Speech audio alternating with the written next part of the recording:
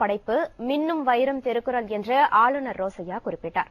சென்னையில் செம்மொழி தமிழாய்வு மத்திய நிறுவனம் வெளியிட்ட தெலுங்கு கன்னடத்தில் திருக்குறள் மொழிபெயர்ப்புகள் மற்றும் கல்வெட்டு ஆய்வறிஞர் ஐராவதம் மகாதேவனின் ஆதித்தமிழ் கல்வெட்டுகள் பற்றிய ஆய்வு நூலின் திருத்திய பதிப்பு ஆகிய நூல்களின் வெளியீட்டு விழா நேற்று நடைபெற்றது.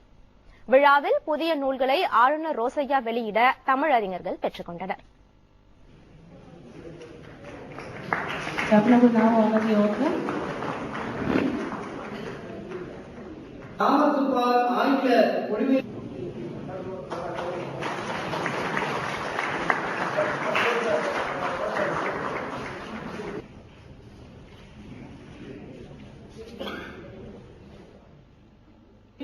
விழாவில் பேசிய ஆளுநர் ரோசையா திருக்குறளை உலகளாவிய இலக்கியம் என்று குறிப்பிட்டார். Tirukkural is a glittering diamond in the crown of Tamil language, and it is a shining star among the galaxy of languages.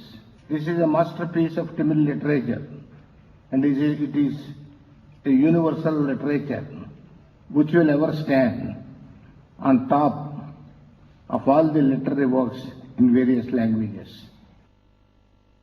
விழாவில் ஐராவதம் மகாதேவன், செம்மொழி தமிழாய்வு மத்திய நிறுவனத்தின் இயக்குநர் VG பூமா, பதிவாளர் முத்துவேல், கல்வெட்டு ஆய்வாளர் முனைவர் ரா கலைக்கோவன் உள்பட பலர் கலந்து கொண்டனர்.